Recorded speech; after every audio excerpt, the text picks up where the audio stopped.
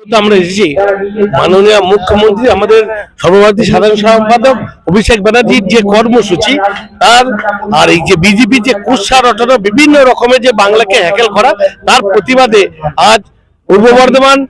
জেলা সংখ্যালঘু সভাপতি আমাদের জাকির সাহেবের ডাকে আমরা এসেছি, যা রাজ্য সভাপতি মোশাররফ সাহেবও আসছেন। তাই আমরা দেখাতে চাই যে জাতি ধর্ম বর্ণ নির্বিশেষে সকলেই আমরা এক, কে হিন্দু কে মুসলিম কে জৈন কে খ্রিস্টান এইটা নয়, আমাদের হচ্ছে সবার উপর মানুষত্ব, তার উপর কিছু নয়, অর্থাৎ মানব ধর্মটা পালনে যেতে আমাদের এই যে বিভিন্ন রকমের আমাদের মধ্যেই মির্জাফর জন্ম আছে আমাদের বাংলায় দুজন। একদিকে দেখবেন আমাদের হুমায়ুন কবির, যে তিনি বাবরি মসজিদের ইস্যু করে একটা মুসলিমদেরকে বিভ্রান্তি করা, আগে তিনি এমপিতেও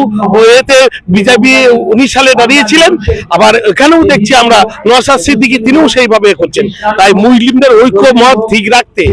ওই যতই করো হামলা আবার জিতবে বাংলা, আর যতই লাগাও ইডি আবার নবান্নে আমার আপনার সকলের দিদি। তাই সেই দিদিকে হাত শক্ত করতে, সেনাপতি অভিষেক ব্যানার্জি হাত শক্ত করতে আজকে বর্ধমান জেলার সমস্ত সংখ্যালঘু ভাইরা সব এক হয়ে আমরা প্রমাণ দিতে চাই যে আমরা সর্বদাই দিদির সঙ্গে আছি, আমাদের সর্বভারতীয় সাধারণ সম্পাদক অভিষেক ব্যানার্জির সঙ্গে আছি। এই যে আমাদের এখন যেটা চলছে উন্নয়নের সংলাপ, এবং মহিলারাও মা লক্ষ্মীরা যেভাবে বেরোচ্ছেন, মা কালী মা সরস্বতী মা দুর্গা দিয়ে যেমন হিন্দু ভাইরা যেমন বলেন, তা আমাদেরও দেখছি যে সমস্ত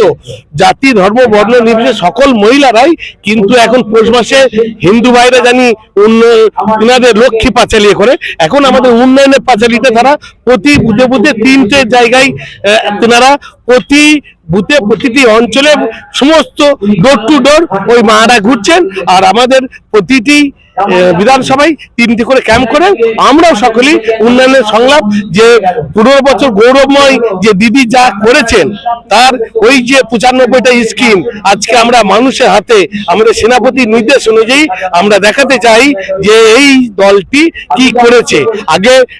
সিপিএম এর দলটা কি করেছিল, আজকে তৃণমূল দল এসে কি করছে, আর বিজেপি কি করেছে এবং কি করছে অন্যান্য রাজ্যে, তার প্রতিফলন আমরা এই দলের পক্ষ থেকে সকলেই এক হয়ে মানুষকে দেখাতে চাই এবং বুঝাতে চাই। ওয়াকফ বোর্ডের নিয়ে যেমন আমাদের মুসলিম বিকাশকে বিভিন্ন রকমের হ্যাকেল করা, কিন্তু দিদি কি করছেন, মুয়াজ্জিনদের ভাতা দিচ্ছেন, মৌলবী ভাতা দিচ্ছেন, আমার টোটাল কবরস্থানগুলো ঘিরে দিচ্ছেন বিভিন্ন রকমের, শুধু